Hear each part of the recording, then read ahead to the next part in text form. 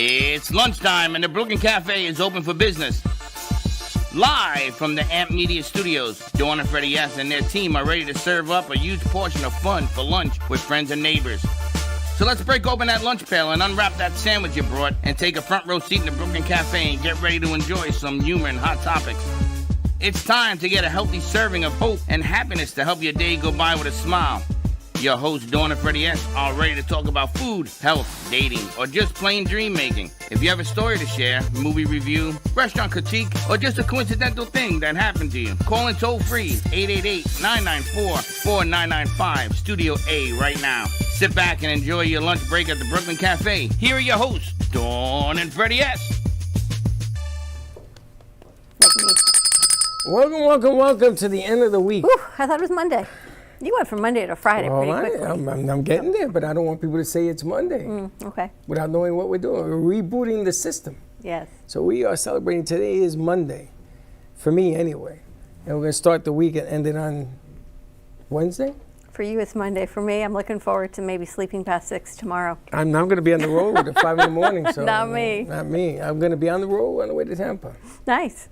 Yeah, it's real nice. Nice. You can go with Robert. You guys can carpool over there. I'm already having Anyway, happy Monday, happy Friday, everyone. I'm wrapping up my week. He's getting ready to go into another full week, but we've got a lot of great things happening. Because today, if anyone believes in the stars and the planets like I do and Dana does, and the energy is wreaking havoc on you, and if you're in Aries, it's really wreaking havoc on our bodies right now, good news. It's going to get better. As of today, we've got a new moon. Things are getting better. Harness your energy because it is the year of the fire horse. And today's the perfect day to be doing what we're doing, moving forward with new things, new great interviews, new friends. You are so scary. And a lot of good power. Yeah. Power. Got a new crew on the board doing great things. Do that. I have to show you something, though, because as we're launching into I was noticing the last 3 weeks, this is for Heather and mine. Brianna, don't look because it's kind of a surprise in Sydney. We've got our Amp Media Futures Foundation on Tuesday, May 12th. Crazy Uncle Mike's. Coming out, join us, support the interns and the crew right here at the studio. And if you wonder why you think they're interns, this gives them a chance to really work in a real media production studio. And our theme is graduation. And because everything in the studio is around ducks, look what I found. Where'd you get that? I can't tell my secrets. Graduation ducks. How super cool is this? I thought it was kind of appropriate. It brings the duck theme, the decorating, and the graduation all together. But it's so super important now more than ever to reach to our youth, to give them a voice, to show them how much they can be empowered, to step into their power, to find their voice in media production and positive media production, that you can have a positive outlook on what's going on in the community, spotlight what they do, and really show them that they make a difference. So join us, Crazy Uncle Mike's, May 12th, 5 to 7:30. If you can't come, just support this incredible fundraiser to show our crew that, you know what, it's all about the next generation and what they can do. Aren't those super cute? Where'd you get that? I can't tell you. I think I know where you got this, because there's only one kooky person in this studio that would do this. Not from Max, I actually got them. Oh, you got them? Yeah, I did. This says 2026. That would be this year. So you got this yesterday? No, this wasn't here yesterday. I'm telling you, when I go shopping on the weekend, I find things. And then I come in on Monday and I unload my car, like when you get home from vacation. I unload everything here in the studio, and little by little it gets unpacked. This is very cool. So a lot of cool stuff happening. I like that. Save the date, support everything. You can find out more information on givebutter.com. We'll put the link up. It's all over our social media. It's all over our bios. And come on out, support it. ampfutures.org if you really want to know what we're doing. A lot of behind the scenes that they're working on. Good stuff. Good stuff happening. Yeah, that's May 12th. Get your tickets right there on the code. Go to the site. It's everywhere. Get your tickets. Help us out. Help the kids out. You know what? And hire an intern to wash your car. No, I'm only kidding. You don't do that. All right, so what else you got cooking before we head into what we're doing? I think that we're going to go to Tampa to pick up new equipment. There's a whole new shift of things coming. I don't want to lay it all on you because it just took me to another planet. But there's a bunch of new things that are coming out in our profession. So we're going to be. Because what it takes right now to stay safe is your own server. Yeah.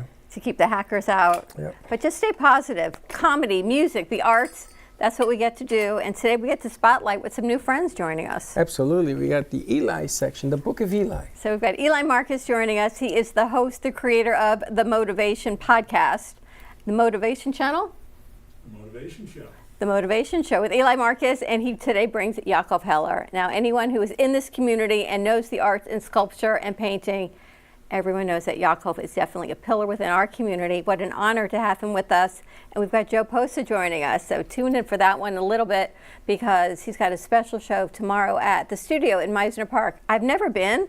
I'm thinking, I know you can't. To the studio? Yes, you have. Upstairs? Yes. Who have I been there with? We went up there to pitch something for them, to do film work and I've never actually sat and watched a show, though. No, we never saw a show. We went up there to pitch it.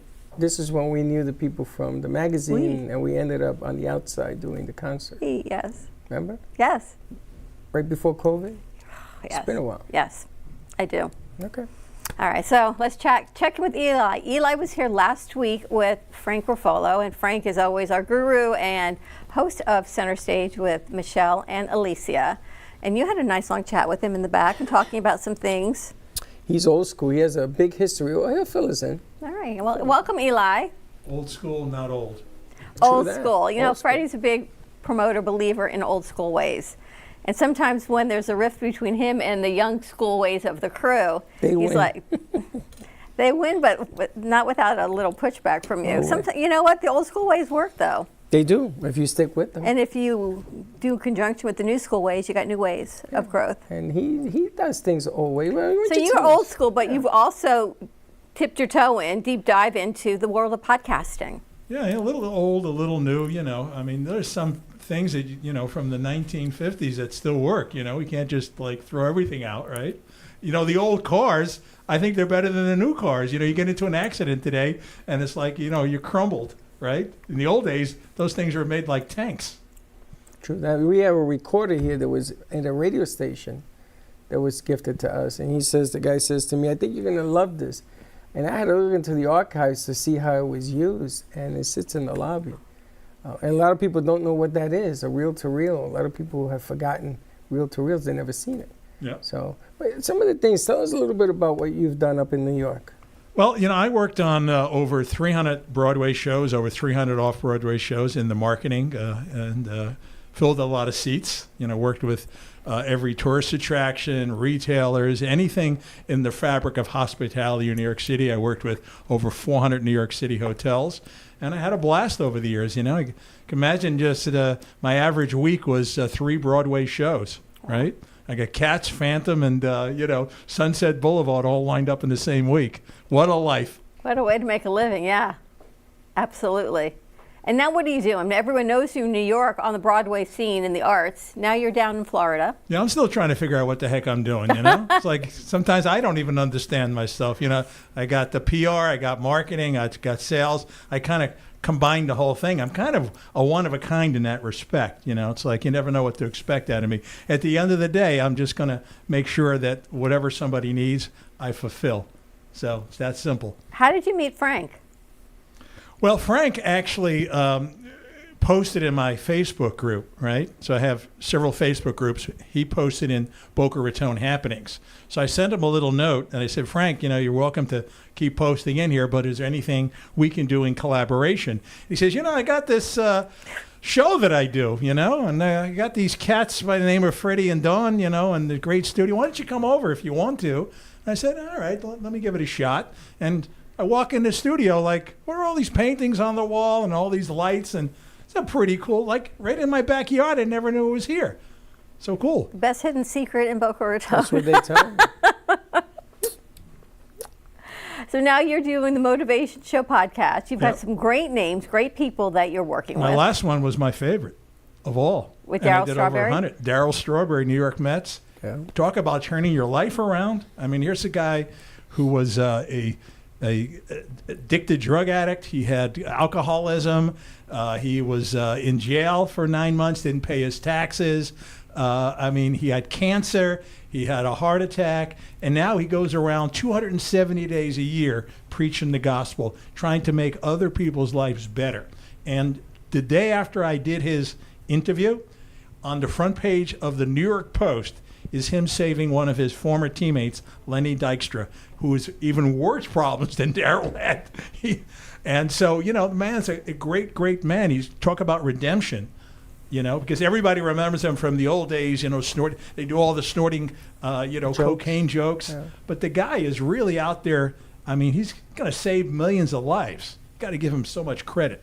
And the one thing I hated more about Darryl's story than anything else, he broke my heart when he went to play for the Yankees. It broke my heart, too. I mean, you know, you go from the Mets to the Yankees, I mean, that's like... That's sacrilegious. Yeah, it's... You don't do any other team, but you go to cross down to the Bronx, you don't cross I mean, when Tom Seaver like went to the Reds, I didn't mind so much, and then he threw a no-hitter with the Reds.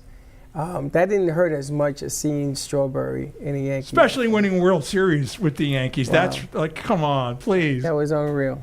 Unreal. What are you enjoying most about doing these podcasts? You know, I actually interview people I think that are smarter than me, better looking than me, tell better jokes than me. You know, anybody that does something better than me.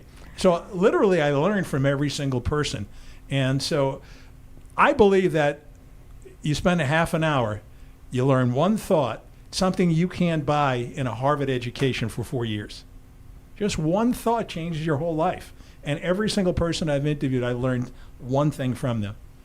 What did you learn from Darryl Strawberry? I learned how to do things without an agenda. Because think about it, this man could be making $10 million a year doing something else. I mean, you know, he's world famous, and yet he's out on airplanes and in hotels all day long and just preaching the gospel, doing the right thing by people.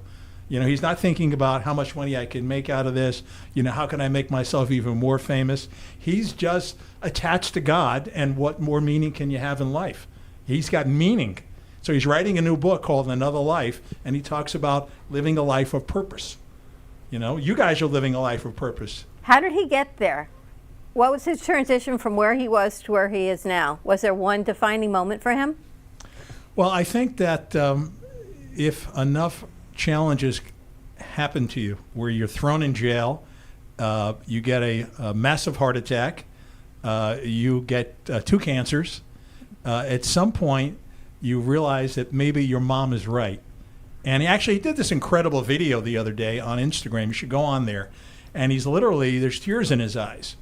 Because he said that, you know, I should have listened to my mom all along. Mm-hmm. She kept telling me what I needed to do, and I wouldn't listen to her.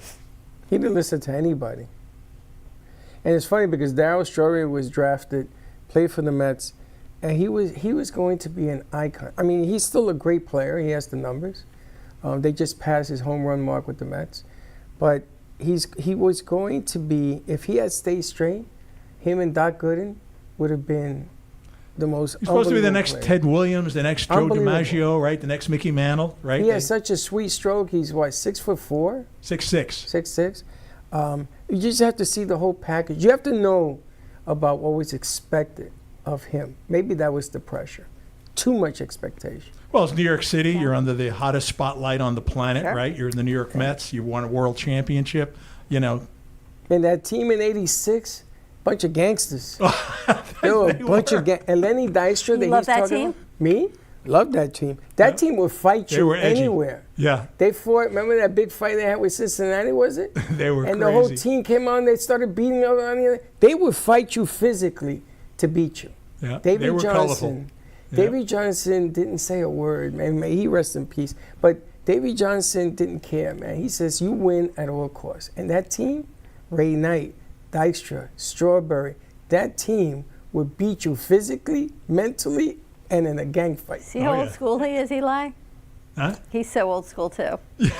Well, he knows it, right? Yeah, right. You were there. Most of the Gen Zs are like, what the hell are these guys talking about? That was 40 years ago, right? The last Mets championship, 86. right? But, you know, you don't get that. And when you're a Met fan, you suffer brutally. Oh, my God. And the team right now is suffering 40 brutally. years I'm suffering. The last 8 games, my God, like to hardly score a run. But, you know, and I was going to ask you this off the air, and I forgot. Sometimes in baseball, the wins and losses are one thing. But when you start stripping the team of these memories, of the integrity, of the Strawberries, the Goodens, Gary Carter, Keith Hernandez, those guys, you start trading them away little by little. You begin to lose fans because they can't relate to. I don't know any of these guys on this team. Even Lindor, I barely know him. You can't trade your icons. You can't. You know when they traded Tom Seaver in 1977. That was horrible. Oh my God. They call him the franchise for a reason. You don't trade away the face of your whole business. You know, it's lucky they for a sack of potatoes. You don't do it. You just don't do it. You don't trade away Alonso to the Orioles. You don't let him walk. He'll hit 60 home runs this year. Watch. I mean, what more you want the man to do and you still get rid of him? This is just, I don't know. I mean, this is why I don't own a baseball team. That's the only reason. I don't know how and you don't have $3 billion anyway, I was right? going to say that's the only reason he doesn't own a baseball team. Shorter than $3 billion, but. But anyway, besides the war stories, I'm really excited because I want to do a segment with him where he brings in icons, people who are known. I mean, if you don't know this man and you're in Boca, there's something wrong with you. He's everywhere. But I wanted to bring all the people, all the knowledge that he has, and he has a certain flair. You know, you need flair. You remember, 10 years you've been doing this, a little flair. A little flair. And he has that kind of flair, and he brings the best talent forward and is entertaining. There's a couple of other things that we're working on as well, which I'm excited for. It's just a new way of doing business. Is you bring in people, let them do their magic, and watch what happens. All right, let's take a quick break. On the other side of this break, we're going to meet Yaacov Heller. Eli's going to do the introductions, and more to come. We'll be right back. Finding the world's best coffee. Nothing can stop Don Pablo from getting you the rarest coffees. Traveling across continents, climbing the highest mountains, overcoming immense obstacles, all for the quest of greatness. Experience this excitement with every sip. Discover Rosie's Garden. The collection draws inspiration from the beautiful niece of the founder, Rosie, who brought joy to many before passing too soon. Her beauty and spirit are reflected in every piece. Founded by two friends, Rosie's Garden is a female-owned brand passionate about creating stunning, elegant jewelry that embodies the concept of bellissima, the Italian word for beautiful. With a philosophy rooted in grace and elegance, the brand crafts each piece of jewelry using only the finest materials, including 18-karat gold and the highest quality craftsmanship, ensuring that every piece is a true work of art.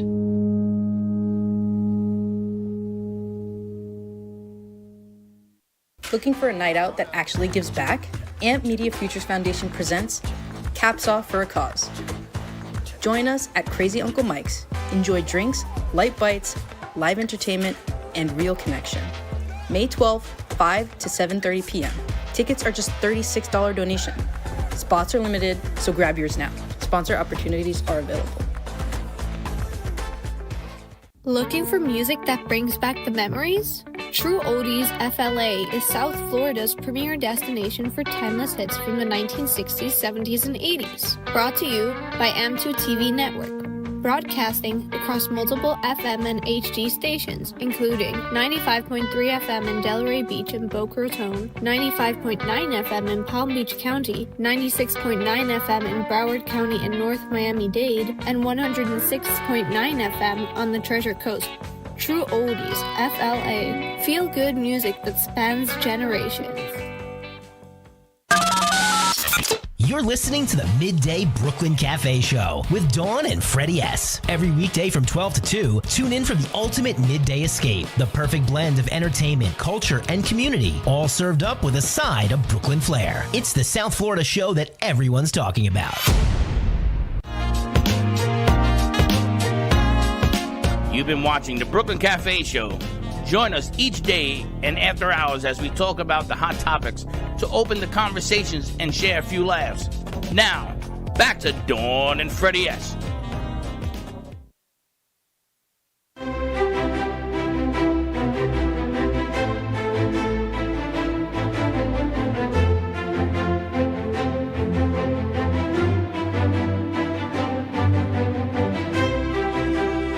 On this day in history, the Ford Mustang debuted on April 17, 1964, when Henry Ford II unveiled it at the New York's World's Fair in 1964 in New York.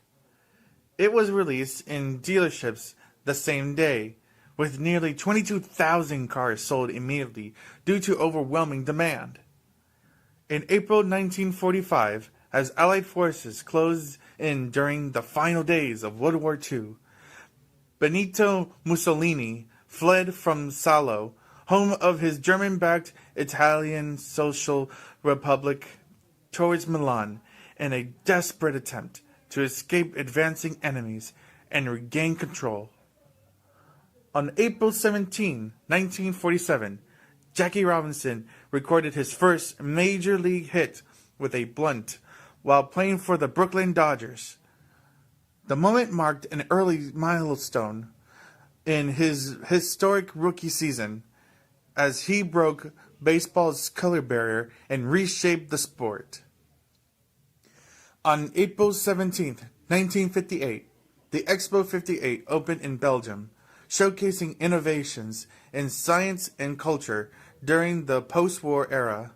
Among the exhibits was work connected to Rosalind Franklin, who had died of cancer just one day before the fair began.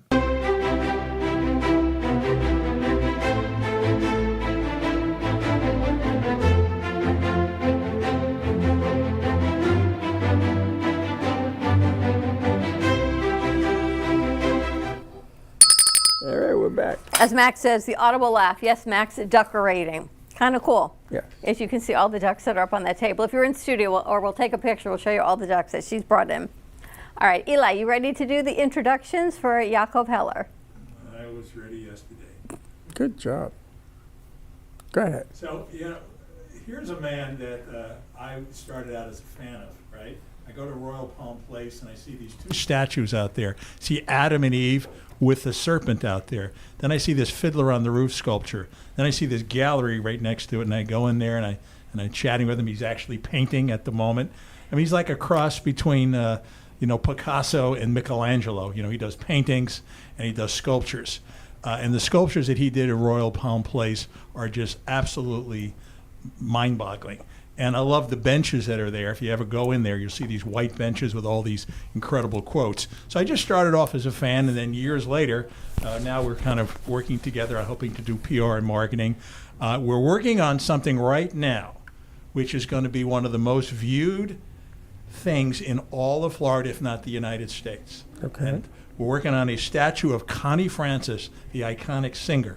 And it's destined for the beach in Fort Lauderdale, opposite the Elbow Room, the beach that she made famous with that famous song "Where the Boys Are," which was that 1960s movie. And that's our project right now. So I turn it over to Yaacov because he's the masterpiece, and he's the guy that's going to make this magic happen. And you're all going to be invited to the unveiling.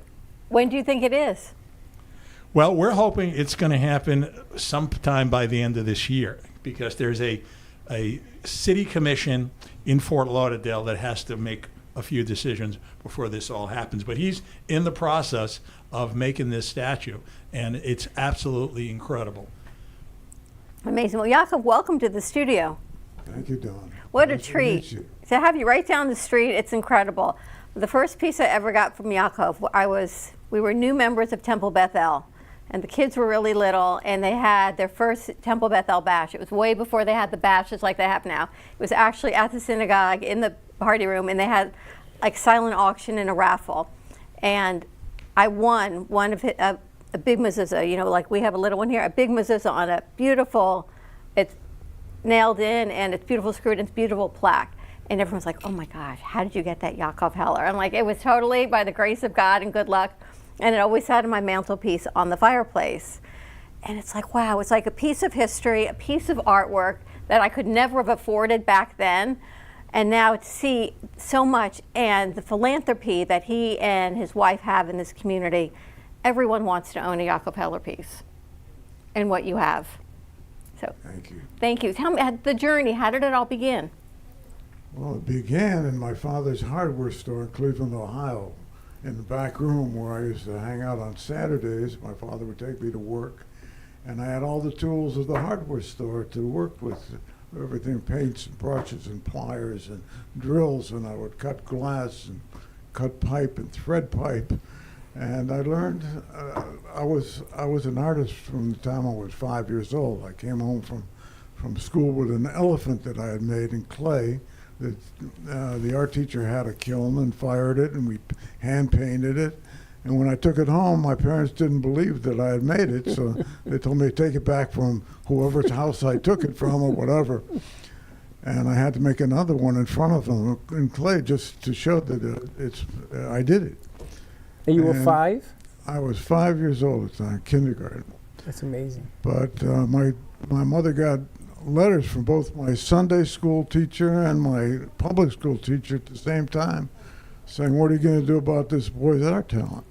And they enrolled me in the Cleveland Museum School of Art for gifted kids. And the teacher was teaching us to draw horses using potatoes. A big potato is the body, and a medium-sized potato is the neck, small potato for the head.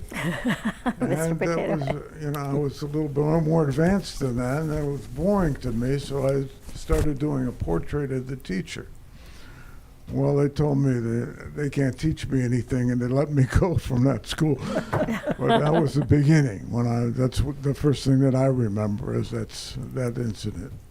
So you're self-trained, self-taught of everything. Yes, actually, I learned. I chose my teachers. I learned my jewelry designing from a Swedish woman who I'm still in touch with, by the name of Lena Anderson. She was married to my closest friend, and she taught me how to make wax casting, and that working with wax tools, and that got me into what I'm still doing today. We're working with clay and then transforming it with a mold into wax and then casting it in bronze. But I did a whole line of silver and gold jewelry from wax, which got me started with a name when I was in California. It's a long story how I got there. I did the Miss Universe contest with hair. After I got out of the U.S. Navy, I went to beauty school. I wanted to go to the School of the Art Institute of Chicago. I had United States Armed Forces Institute college credits, and I applied, and I was accepted. But my father retired from the hardware business while I was in the Navy, and my mother insisted that I come to Hollywood, Florida, where they retired to, and spend some time with my father. He had 2 heart attacks already, coronaries. And he passed away, actually, when I was 22 years old. I had to get out of the Navy when I was 21. I spent a year with him at my grandmother's house in Hollywood, Florida. And I went to Beauty Academy, Vogue Beauty Academy on North Miami Beach on 163rd Street. Wow. From there I got a job at Bob's Talk of the Town on 19th Avenue. But I was doing sculpture with women's hair. I was teasing it up with using spray Aquanet and making designs. And in those days it was Wolfie's and Pumpernicks were the places that they would go, and they would show off their hairdos. And I was doing these wild Fantasia style. I would even put a live canary in a cage in somebody's hair. And people would say, oh, that's Mr. Jack. That's what I was known as, Mr. Jack at the time. And from that, they hired me to do the Miss Universe contest. It was in 1963 in Miami Beach at the Eden Rock Hotel. And I did the winner's hair, Miss Brazil at the time. And Troy Donahue, who was a big star at the time, he was as big as the Beatles, but he was the judge of the contest, one of the judges, and he escorted Miss Brazil, who I had done her hair, to the ball, to the gala afterwards, and I escorted Miss France.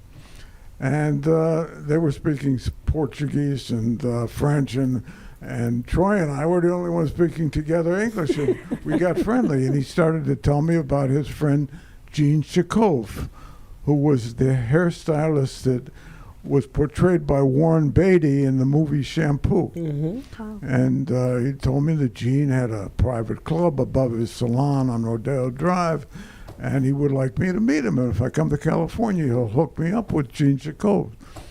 And sure enough, I wound up in California maybe 6-8 months later, and looked up Troy, and he did introduce me to Jean Yaacov. And I wound up becoming a member of that candy store where I started doing jewelry for celebrities. I did stuff for Sammy Davis Jr. and for Elvis Presley, Elizabeth Taylor. I did one piece that I did 150 pair in gold for Jimmy Comack, he played Uncle Norman on The Courtship of Eddie's Father. Bill Bixby played the father, and Brandon Cruz, 10-year-old, played the son.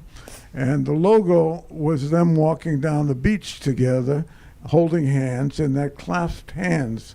I'm wearing something similar today. It's but very small in gold. I did that logo for the show in gold, and I made 150 pair that they gave to everyone on the MGM lot. And they had my name on the box and where they could reach me. And it was given to everybody from Elizabeth Taylor to Sammy Davis Jr. and Elvis. They were all in that MGM lot. Did you get to meet any of these stars? I did. And you got to talk to them? I did. A lot of them. I did personal jewelry and paintings for Sammy Davis Jr. I did a piece of Sammy for his 44th birthday. I painted him as a Sagittarius. He was December 8th was his birthday. He was 44 years old. And I did him shooting a bow and arrow in all different directions. And with the body of a horse, and it was, the body from the waist up, it was him with the bow and arrow and moving and all. And he loved that painting, and he took it on the stage at the Sands Hotel the Sands Hotel in Vegas. He took it out on the stage, and he had me sitting in the front row with his parents. And we became friends. And his manager at the time, Finus Henderson, became a really close friend of mine. And he would invite me to, like, the Ambassador Hotel to see Sammy was opening the show for Frank Sinatra, and I would meet celebrities backstage. And, Sammy was one of the biggest stars that I became close with. When did you stop doing hair? I actually stopped doing hair after that Miss Universe contest. he didn't need it anymore. I went from hair to jewelry, making bigger and bigger sculptures. And your work is all over the world, I hear. Yeah. Everywhere. Well, I was in Israel. When I was in the Navy, I have a sister who's 12 years older than me that left home. She practically raised us because my mother was busy in the hardware store with my father working every day. But my 12-year-old older sister, Joanne, would take her place as the mother of my other sister, Marcia. Was another story, Marcia. But Joanne left for Israel with a Habonim group to build the kibbutzim on Kibbutz Urim in the Negev. And that's where she's buried today. Wow. Not because of the war. She died at 90 years old about 5 years ago. I was going to ask, how did you get so much into the Judaic arts? Well, when I went to Israel, while I was in the Navy, I was with the Sixth Fleet in the Mediterranean. And we docked many times in Beirut, Lebanon. I couldn't go from Beirut, Lebanon to Israel, but I would go to Rome or to Naples or Greece or someplace first and then fly to Israel. But I would go visit my sister often. She practically nurtured my art career as I was a child. And when she moved to Israel with this Habonim group to settle a kibbutz in the Negev desert, she would send me books about Israeli art, asking me to come join the Israeli artists. And one day I just decided to do that. But they couldn't support me on the kibbutz as an artist. They wanted me to farm and pick fruit and whatever. So I went to Jerusalem, and I was interviewed by the city, and they gave me a place called, in the Jerusalem House of Quality, there was like a gallery in the lower floor, and above it were 6 workshops for artists. So they gave me a place there to do my work, and each one of us would do an exhibition. Like for 1 month out of the year, we would have the gallery space to do exhibition of our work. And I was fortunate because it was run by the city and of Jerusalem, and the wife of the prime minister, who had his residence in Jerusalem, Yitzhak Rabin, in 1974, he was the prime minister, and also during the Yom Kippur War in '73. I made a sculpture of David slaying Goliath in silver on Judean marble and Jerusalem stone. That Leah came and saw it and said, what a great gift this will be when my husband goes to the United States to see President Ford. This would be the perfect gift. A small country against mighty oppressors. He's going there to get more arms and ammunition to replace what Israel lost in the Yom Kippur War, in the 1973 war. And that really got me started as a sculptor. For the next 18 years, I was doing the state gifts. That piece today... No pressure. Wow. That piece today is in the Gerald Ford Library Museum, that David and Goliath, with a big display with my name and how Yitzhak Rabin and why he got it from and gave it to What Ford. an honor. Wow. So that really got me started. And from that day on, for the next 18 years, I was doing the state gifts for Israel. I did a piece on the occasion of the Camp David peace treaty between it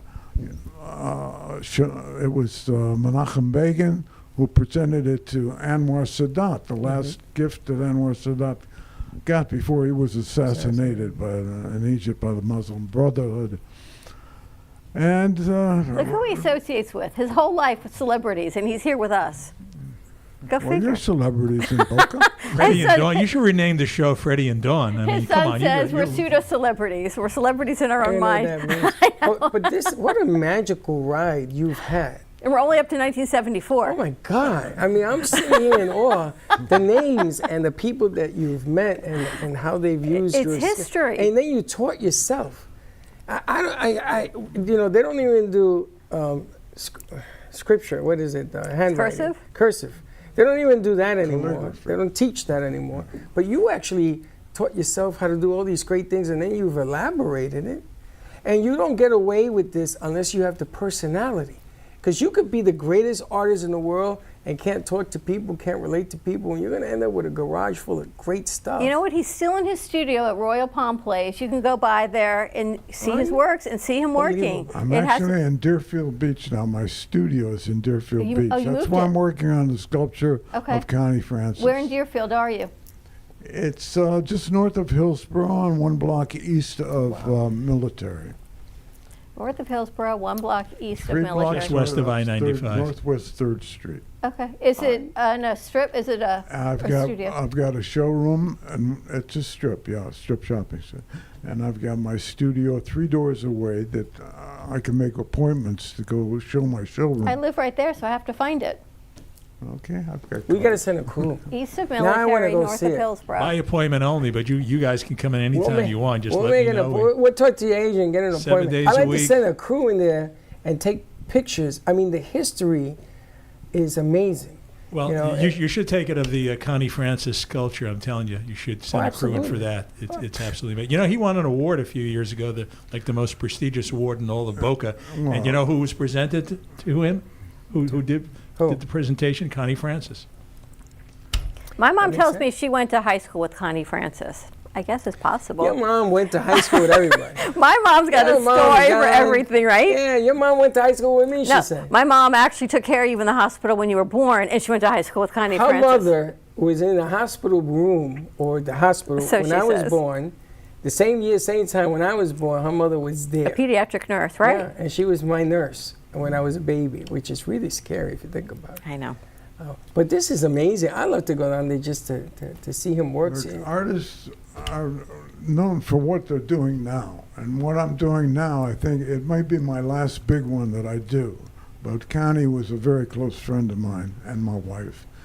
And we became close friends when I gave her a Lifetime Achievement Award from the Palm Beach Film Festival. I presented her with a sculpture, the miniature of what I did in Meisner Park, which was a 12-foot sculpture on a fountain of Flossie Keithley, the first lady of daytime television, who actually got me started with the Rotary Club of Boca Raton about 16 years ago, because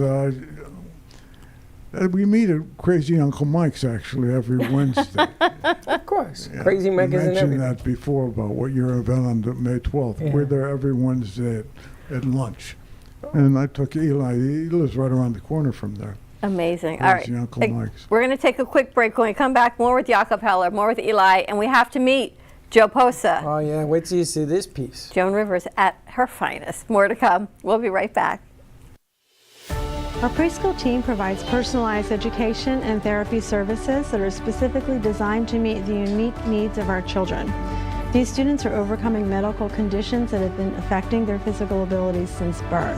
Our specialized teacher and therapists understand the critical role that occupational and physical therapy play in helping these young children to develop essential skills in their early education program. We like for the children to leave us as shining stars and enter the big world of kindergarten.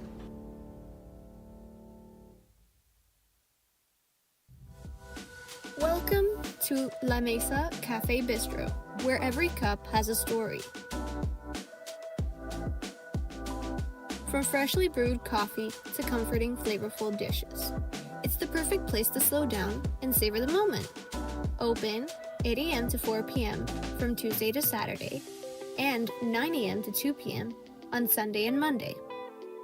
Stop by and taste the difference at 48 Northeast 1st Avenue in Boca Raton. Looking for great coffee and a place to unwind? Come to Tiki Coffee and Desserts. We serve gourmet coffee made fresh, rich espresso, smooth lattes, and handcrafted specialty drinks made just the way you like them. Pair it with one of our delicious desserts, from creamy cheesecakes to fresh pastries and sweet treats made to satisfy every craving. No matter what you're in the mood for, you can trust that it's been prepared with care and quality ingredients. Enjoy a warm, welcoming atmosphere where our friendly staff make you feel right at home the moment you walk in. Whether you're meeting friends, taking a break, getting some work done, or simply treating yourself, Tiki Coffee and Desserts is the perfect stop. Don't miss out on an irresistible experience you'll want to come back to again and again. Tiki Coffee and Desserts, the hottest new coffee shop in Boca. You're listening to the Midday Brooklyn Cafe Show with Dawn and Freddie S. Every weekday from 12 to 2, tune in for the ultimate midday escape. The perfect blend of entertainment, culture, and community, all served up with a side of Brooklyn flair. It's the South Florida show that everyone's talking about. You've been watching the Brooklyn Cafe Show. Join us each day and after hours as we talk about the hot topics to open the conversations and share a few laughs. Now, back to Dawn and Freddie S.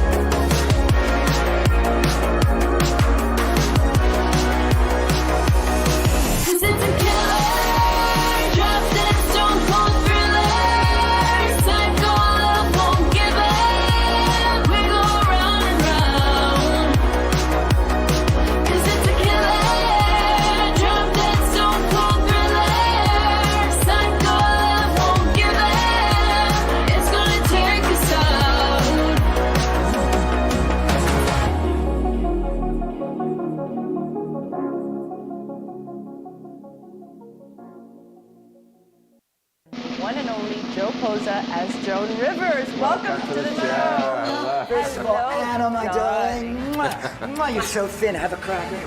Look at that. Oh, Which one is which? wow. Hey, you're hot as a dude, too. Thank you, thank My you. parents hated me. Think about it. They would say to me, Joan, why can't you be more like your cousin Sheila? Why can't you be more like your cousin Sheila? Sheila had died at birth. It's Joan's act. Basically, it's an hour's worth of material ranging from fashion to Hollywood. It's like Anne Frank. Is she here? And we're back. I gotta tell you, I feel bad. You're so thin, have a cracker. Oh my gosh. After that first interview, this gentleman is gonna have to follow that up. It's always difficult, but I think he meets the task. Oh my gosh. The interview was fantastic with Yaacov Heller. More to come with that. Eli Marcus, thank you so much of the Motivation Show, bringing everyone forward. And I got to sit with Joe Posa a little bit before the show. It was so super exciting. I'm going to let him share all this information. He is doing a show at the studio at Meisner Park tomorrow night, 7:30? 7 o'clock. 7 o'clock at Studio at Meisner Park. Definitely come check this out. It's amazing. All right, Eli, tell us how you're working with this guy. Well, first of all, I'm a big Joan Rivers fan. I thought she was like a female Rodney Dangerfield. And so, I worked with the studio at Meisner Park, helped them to fill some seats. And then I connect with Robert, his manager. And and then you meet Joe Posa in real life. I mean, this guy, whatever he's on, I want it. You know that. He's larger than life, yeah. Cad's Deli. I'll have what she's so having. Sweet. I don't know what this guy is on, but he's got the most natural, effervescent energy. It's like he's so much fun. And then one-liners ridiculous. Yeah, it's like I'm going to get in trouble telling some of his jokes because I can't get away with it. He can. But I can. You're so kind, Eli. It's such a pleasure. Thank you for being on my side. And Yaacov, what an amazing individual to meet him and to be here at the Brooklyn Cafe Show, to meet you, Dawn, and Freddie. And this room is amazing. The studio, I wish everyone could see all the artwork. It's absolutely stunning and fantastic. And I'm thrilled to be here. All right. Really. I am very curious. So the show is tomorrow. Tomorrow night. Is it one show or two shows? One show, April 18th at 7 p.m. It's about 90 minutes. And you're going to hear Joan, comedy, edgy comedy. We all need to laugh now more than ever, I think. Sure. So that's what the audience is going to get, and it's just exciting. Comedy is healing, Absolutely. And I think we all need a bit of that. And right Joan now. was a superstar. Back in the amazing, day. Groundbreaking. What I love about Joan is her. First of all, she was classy off stage. I had the opportunity to meet her, and brassy on stage. So you have to have that yin and yang. She's very compassionate and pathetic. She understood, I feel, the human condition. I did get to meet her. So she knew on stage, people think, oh, she was attacking, she would say, mean things, but it wasn't. It had, she'd say, oh, why are you wearing that? But you know what? Your body looks great, you're thin. There was always another side to it. It wasn't just attack, because she was a compassionate person. I think you have to have that side of it in order for it to be real. She came from truth with her comedy. She survived suicide, her husband Edgar, and she spoke on the hotline often, to people that called in. She was an advocate, she had God's Love We Deliver, another charity in New York, where she would help deliver meals. So she had this other side. So my point is, with the edgy comedy you're going to hear, like her saying, I met some guy who was so old he gave me a hickey, he left his teeth in my neck. The only good thing about old sex is you don't have to change the sheets. The nurse does it. All kinds of things. But there's just an understanding that we're all in this together. We're all in this together, and let's laugh and heal and have fun. But you have so much talent. Why her? Oh, do you play other people as well? Well, I was a shy young man. You're shy? Come on. Oh, come on. Young man. I'm a little older now. As a child, and a little shy on the playground, wanting to do, it was hard, a little, to be honest, what do you do? A little bullying happened, but I handled it. And I became a dancer. My mom was a dancer, and I studied dance and did a lot of musical theater, West Side Story, European tour, did a lot of dancing. So I never had a voice. I was a dancer who sang, you know. And then, so I did that for a while in New York, where I'm from, the Bronx. I know the show's Brooklyn, but the Bronx.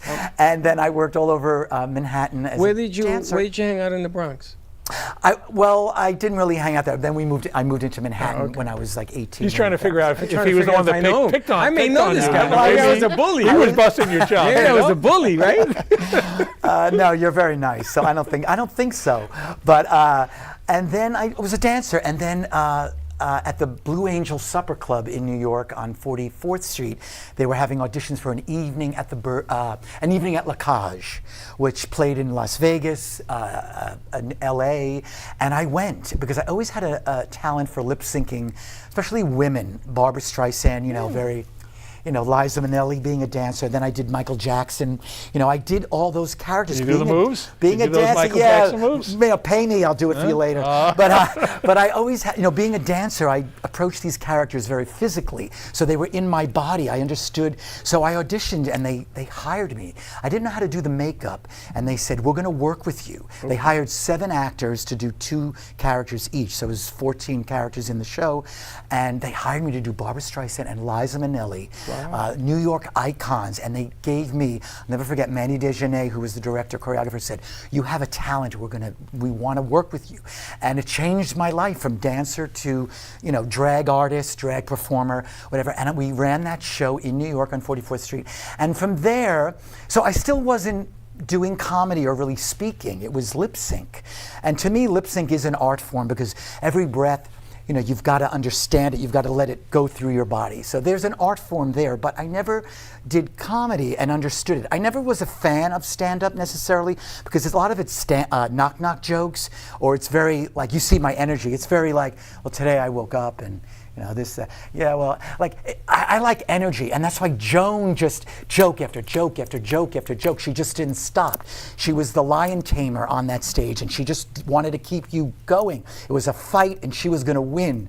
And it spoke to me, and she was a survivor of suicide. I was a survivor of, you know, bullying, but not a lot, I shouldn't say, you know, just being shy and being, you know, I'm a gay man that was trying to find his authenticity as a gay man, so there was a bit of that in my life. So at any rate, Joan, the fierceness of Joan, the survival of Joan, it spoke to me, and getting on stage and finding that voice, and it has been truly amazing, especially now, and like I said earlier, we all need to laugh, but comedians now, you know, are not able to do things that are not politically correct. You know, you have to be so, as you know, we all know. He's not, though. No, I'm not saying you personally, but we know how comedy is. I get in trouble every time well, I'm not. You know, is what happens. They always straighten me out.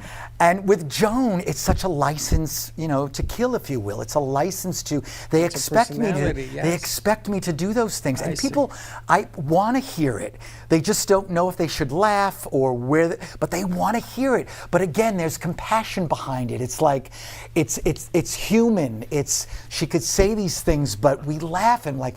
We can laugh about it. We can laugh. You know, Joan would laugh about her husband committing suicide by saying, it was my fault. We were making love and I took the bag off my head. And that's it. She said it first and it's done. It's on the floor, drop the mic, and that's it. So that's what I love, the truth. You know, Joan was a groundbreaker in comedy. She did the Fashion Police, red carpet, pop culture, bringing her work to the red carpet. She fearless. It spoke to me from where I was coming from, and then our worlds collided. I got to meet her, which was exciting. I was telling Dawn earlier in the green room that I'm wearing her bee pin. This was given to me by her. She loved, as many of you out there may know, she was on QVC and sold a lot of jewelry, and this pin was her favorite, the bee pin, because the bee should not be able to fly. It's not anatomically correct to fly. It has a fat little round body and little, translucent wings, and it shouldn't, and it does. It defies all odds. I get a little emotional, like she did. We could get up, like we all do in this world right now, and we move forward, like the bee. So I wore it in honor of her today. I have 3 of them. She's also on my mug. I met her, and right before I worked with her a few times, but there is her and I. We became friendly, and so I just wanted to bring that to your set. It's amazing. Today. My grandmother passed away, and we all divvied up the jewelry, and I have a bee pin, and I never understood why would my grandmother have a bee pin. I didn't think she particularly liked bees. I didn't ever remember of the bees until you told the story. So I'm wondering if that is why. Maybe Joan gave it to her. Maybe why I have a bee pin. I wonder why. Someone told me once Mary Kay Cosmetics was big with the bees. So maybe your mom was involved with Mary Kay Cosmetics. But I like this story better. I like it was your story Joan, better. And it was that, and it was QVC, and it was her bee pin, and I have 3 of them. I wear one of them on stage in honor of her, and I speak about it a bit on stage. I hope you all can come tomorrow. There's some seats left, April 18th at 7 p.m. right here at the studio at Meisner Park. And I will be there. And Eli will be here with bells on. I'll tell you. You know, you're just so kind and supportive, and I. Eli, how do you get tickets? You can go right on the studio at Meisner Park. The studio at Meisner website, Park. Get it through Ticketmaster. Yes, my website is joeposa.com. I'm kind of rebuilding it now. There's a lot going on now with and my you'll career. meet him afterwards and can take pictures with him, you know. Yeah, and, we can meet and greet. Is this the only show you're doing is tomorrow, that one time? It's the one show. Only one show. It's one show. I've been touring the country. Okay. I was in London. I work in Provincetown. Many of you may know Provincetown, Puerto Vallarta, Mexico. I do shows there. I'm also, as a lot of us have, many balls in the air. I was talking to Dawn earlier in life. So I have some medical issues within the family. So my life is torn, not torn, but pulled in different directions, caring for my person. Actually, I'll be honest, my husband, 25 years, struggling a bit. So I'm there for him, and I'm there with my career, which heals me to do comedy. That's why tomorrow night is very special to do that. So, you know, we all have different balls in the air, right? Mine. So to answer your question, I'm doing the one show, and then I have some things to do with Frank as my husband, and then other shows on the horizon, and a documentary short that's in the works about, real quick, about my journey in finding my voice as Joan with comedy after being a dancer, not having a voice, being a lip sync act, finding my voice, and now finding my voice as a caregiver with my husband, you know, handling doctors and nurses and being an advocate, which a lot of us do. But it's a wonderful, heartwarming story that was picked up by All Pro production company in New York. So I'm in the process of funding that, pushing that forward. The working title is Being Joan. So that's the working title. That's but awesome. You know, being Joan, finding your voice, and our voice as a caregiver, which many of us go through in our life. What was it like finding your voice? Was it all of a sudden an aha moment of, oh my gosh, I have so much to say, let me share it through your own visions, right? It's not just you just blurt it out. Or was it more of a progressive type of finding it? I think, you know, I have great friends that are still my friends today within the show business as a dancer. I think with them I was myself once I found my tribe, you know, outside of my school and all those things. They didn't understand the arts and whatnot, which is fine. But finding my tribe, I was able to kind of open up and be, you know, energetic and fun and real and authentic, which is the goal. We all should be authentic in our lives. We have one life to live. So I think through them, and they're still very important in my life, I was able to then, that was how I found my voice as Joe, and then attaching it to comedy and Joan as a show business choice, and now caregiving and all that. But to answer your question, through great friendships, through just being meeting people that you can be real with and honest with, and it has shaped me. And I'm of a certain age that, with experience and the relationships that are important, you grow. That's the goal. So my voice was found before Joan through those relationships and finding Joe's voice, but then, like I said, attaching it to humor and a career choice and things like that, you know. It's amazing because you've picked icons to do. A lot of people stay away from the big songs because like Whitney Houston, you can't sing them, you can't replicate them. Right. And people always judge you on what they heard, Right. not on what they're hearing. And what I see is with your energy, you're brave enough and you're good enough and you're talented enough that it doesn't matter if it's Liza or Joe. It doesn't matter because you're going to bring the best. And that in itself, you should get your tickets because you should see, when you're in this business a little bit, you sort of have to remember that you're doing it. And if you're doing these paths, everybody judges you, oh, he's a guy. That's not Joe. And they judge you that way. But when you do some of the things you do and the way you deliver it, that you've done Liza, that you've done, and you're still doing it, you're still here, that's worth buying a ticket. That's an amazing aspect of our business. I can never do what you do, nor would I try. I just can't. That's a talent. You know what I'm saying? It's like the artists before us. That's another talent. Amazing. These are just amazing parts. And I'm sitting here and I can feel the energy. I can only imagine watching your show. I gotta go to Tampa. I'm thinking of canceling. Cancel. I'm canceling. It's my granddaughter's birthday. But I'm thinking, man, that's why I asked if you were gonna do another performance because well, that's incentive enough to come back and do it. We'll have to fill the house so that he can come back again, right? Yeah. Then they'll invite him back in. Well, no, he's always welcome back. Yeah. But the object of the game here is that you are courageous enough and you're doing it. And you're doing it, and then you're going to meet with people afterwards. A lot of people stay away from that. They do their own thing, because they don't want to be compared. She was an icon. I think you're absolutely right. Now RuPaul's Drag Race is very real, and I know a lot of those artists. It's a different form of drag. They have a name that they create, and they can, there are no parameters.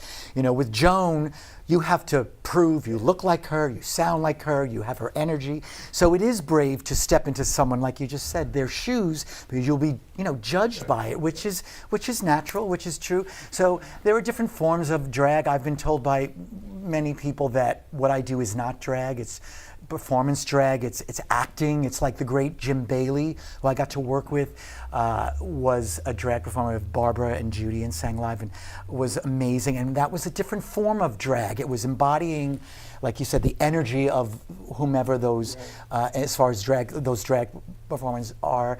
I got to meet recently, real quick, I worked at the Laurie Beachman Theater in New York. I was telling Dawn earlier, on September 5th, just this past 2025. And it just reopened a year ago, and they had me to perform my act there, which was very special because it was the last venue Joan ever played before the next day she went into the coma. She did 200 sets there. She would try new material on a Tuesday at 7 o'clock. So that particular day she did her show, and then she had that procedure and went into the coma. So 11 years ago, which was September 5th to her passing, they brought me in to do Joan in that Laurie Beachman space. And to be there and to be guided into the hallway and said, oh, that's where Joan would sit. That's where, she waited to go on. So I'm sitting there alone with the intro about to start going, sometimes I'm like, Joan, I need you. Come on, let's do this. And I could, and then you just get caught up. But it was so powerful, so amazing. And I've been surrounded by who was in that audience? Charles Busch. Oh, Charles Busch. Right. Charles Busch himself. We talked for 3 hours afterwards. The amazing playwright and drag artist himself, Charles Busch. He gave me a great quote. He so amazing. And I love what I do, and I'm passionate. I think you're passionate in what you do. You do it so well, and Eli, and it's what we hope for in life, that we find something. And I'm just grateful that I found it, that I'm still doing it, and I will come back and do one more show so that you both. And I'll leave tickets at the door. I'm going to try and go tomorrow. You should, and take a crew, get the cameras. I got to tell you, it happened so fast. We met Eli this week or last week, and we put all this together. If I had known, if we had done this earlier, we would have gone up and down Meisner Park and tell people. Because people don't understand, they don't see it. With everything that's going on around us right now, everybody's just looking in one direction. I know. But everybody needs a break. Yes, and absolutely. you're the break. And you know, this was a last-minute booking for whatever reason from the venue, so we didn't have a lot of time to get momentum. So that's why I thank you, Eli, and I thank you both for having me on today. And I hope whoever's watching could come and bring some friends and let's laugh. And hopefully I will be back. But congratulations You're on the always Brooklyn welcome. Cafe Show. Thank you. You live close by, so you'll I have do to live come close over. by. Have a cup of I coffee. live in We hang out. Wilton whatever. Manors. We'll hang out. We'll have coffee, and then after 5 o'clock, we'll go to happy hour on Meisner. We'll go to Villaggio's. We'll go to Eddie V's if you pick up the check. Eli will.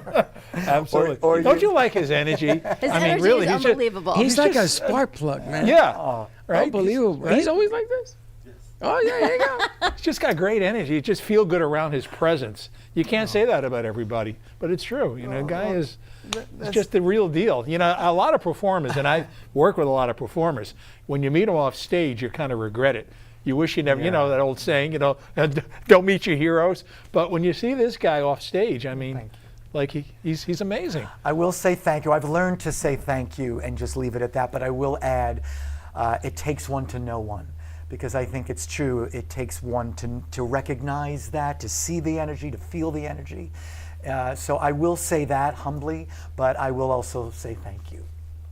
Now, how great to stay in this creative space. We work day in and day out, 24/7 at some point, staying within the creative space to hopefully inspire our crew and the interns. And then we meet people like you, and you bring in Yaacov, who created art in a time that people didn't have, men could not have that opportunity to explore art as a career, right? You were told you would be pigeonholed. And to meet you, Joe, and to be in the arts and to do something totally on another side, to be Joan Rivers, and to say, you know what, the arts are so important, and they're taking the arts away from our kids, and they're not inspiring them, and you turn on the news and it's, what did the market do today? And who's suing who? And what political show are you watching? We need more of the arts to continue to grow our minds and stay creative, because otherwise we lose all the sense of finding your voice and who you really are intrinsically supposed to be. I mean, making an elephant at the age of 5 to where he is now. He had to make 2. Because they didn't believe him. The fact that he made 1. You know, my daughter did that when she was little. She came home at 3 years old. She drew a zebra. My friend came over the house and she said, who did that? I said, Chelsea did. And she said, no, really, who did that? I said, my daughter did. Well, now she's finishing up her master's in art therapy. She went back to GW later in life because she followed her passion. And if we don't continue to share the arts, then we're going to lose it. And that is a platform that I'm so glad having you, Eli, bring more arts forward is so important, which is why I hope we get to keep doing what we get to do. I may spoil you here because I don't know if we're going to get better than Joe Posa. I mean, come on, what a better great than Joan kickoff, Rivers. right? Who are we going to get? We got to follow Joe around. So his next gig, we got to be there. But it's true. You know, the arts. And if you look around, we believe in the arts. We believe in artists. We have people in here who've never hung anything on a wall in their life. We have people whose art was thrown out in the street. I like those bunnies behind you. Well, this is a special. Dana Sardano is a special artist. But when you meet these artists, you're going to say, wow, what is going on here? There's like a whole special thing that happens in here. But, you know, welcome to the family. This we talked about. It feels this. like family, and that's what I love, you know, because it's, you know, you can make money doing anything. At the end of the day, it's all about, you know, you wake up with energy, you're excited, and you deal with the people that make you feel comfortable. And not everybody makes me feel. I was at an event yesterday, and you would think I'm a homeless guy the way they treated me. It's like I'm looking up and down like, why are they treating me this way, you know? So you want to be in an environment where you, and you know, like I'm going to give him a huge bear hug after this show. Joe That's how I makes you bring feel, it. right? Joe's you don't energy feel that way makes you about bring the everybody. energy. You could not at least try to get halfway up to Joe's energy. Thank you. No, you can never match his energy. You got to just try to get But out you know of what? yourself. We could have, if we had known Joe early, we could have done some remotes, go on the road, sell tickets on the road, go up and down with Joe. Can you imagine going up and down Atlantic Avenue with this guy? Because you know me. I'm going to stop in his people. Joan Rivers outfit. We could do that. I'm Who going are to you stop. wearing? I'm going to stop people. He says, "You want to take a picture?" I say, "Yeah, buy a ticket. You want a ticket? Yeah, buy another ticket." And it's just, if you do something crazy enough, it works. Back in the day, you couldn't get away with that, but today, they love crazy. And the energy this guy brings, forget about it. It's all over. Thank you. Amazing. But good luck tomorrow. Thank you. Thank you. I appreciate that. And I wish I was in town because I would definitely go. Well, I'll come back. But if you do it again, or maybe we build a stage or something, we do it here, or we go to Crazy Uncle Mike's. We're going to be there May 12th. I'm going to tell you something. What an idea. We need to talk to him. Okay, we'll talk. Your people will talk to my people. Absolutely. My people will talk to your people. Absolutely. I want to say your staff here is great. All you. Smiles, so kind, so sweet. They're all learning. They're all in hair and makeup. Joan would love them. They're all done up. Incredible. It's one of Joan's favorite jokes is I've had more tucks than a motel bed sheet. Everyone has done something in this business. Hilarious. We're going to miss you tomorrow night. I got to get tickets from Eli. You got to let me know if you're there. I will let you know if I'm there. Absolutely. All right. We're going to ready to wrap it up? Yeah, absolutely. All right. Happy Friday. Friday's Monday is my Friday. Have a great weekend, everyone. Joe, thank you so much. Thank Robert, you. a pleasure. Eli, well, nice job. So much fun. And Yaacov Heller, Great. pillar of our community. So a lot more to come. Come on and buy a ticket, will you? Yeah, thank you. We'll see you Monday, 9 a.m. drive time. And don't be late. Bye-bye.